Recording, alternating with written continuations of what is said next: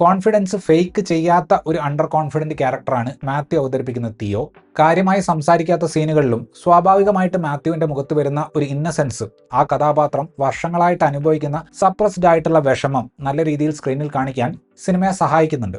Senior ആയിട്ടുള്ള കഥാപാത്രങ്ങളെ അവതരിപ്പിച്ചു തുടങ്ങിയതിനു ശേഷം തന്റെ അഭിനയത്തിലെ വേറെ ഒരു ശൈലി കൊണ്ട് പ്രേക്ഷകരെ ഞെട്ടിച്ചുകൊണ്ടിരിക്കുന്ന ഒരു ആക്ടറാണ് ശ്രീ ജഗദീഷ്. വളരെ റെഗുലർ ആയിട്ടുള്ള ഇതിലെ ക്യാരക്ടറിനെ പെർഫോമൻസ് കൊണ്ട് വേറെ ഒരു തരത്തിലേക്ക് അദ്ദേഹം കൊണ്ടുപോകുന്നുണ്ട്. ലോജിക്ക് നമുക്ക് ചോദ്യം ചെയ്യാൻ തോന്നുന്ന തരം ഒരു ഹോസ്പിറ്റൽ സീൻ ഈ പടത്തിലുണ്ട്. പക്ഷെ വെറും 4 വാക്കുകൾ മാത്രമുള്ള അദ്ദേഹത്തിന്റെ ഡയലോഗ് കേട്ട് കഴിയുമ്പോൾ നമ്മുടെ ഫോക്കസ് ലോജിക്കിൽ നിന്ന് മാറി അതിന്റെ ഇമോഷനിലേക്ക് പോകും. ദേവിക സഞ്ജയാണ് നായിക കഥാപാത്രത്തെ അവതരിപ്പിച്ചിട്ടുള്ളത്. പല രീതിയിലും പുള്ളിക്കാരി അവതരിപ്പിക്കുന്ന ക്യാരക്ടർ ഞാൻ പ്രകാശനിൽ ദേവിക ചെയ്ത ക്യാരക്ടറുമായിട്ട് നല്ല സാമ്യമുള്ളതാണ്. കഥാപാത്രം ആവശ്യപ്പെടുന്ന കോൺഫിഡൻസോട് കൂടി ദേവിക അത് പെർഫോം ചെയ്തിട്ടുണ്ട്. ഒരു 10 വർഷം മുന്നേ സിനിമകളിൽ കേൾക്കുന്ന തരം കോമഡി പറഞ്ഞുകൊണ്ട് നോബി മാർക്കോസ് ഒരു ക്യാരക്ടറിനെ അവതരിപ്പിച്ചിട്ടുണ്ട്.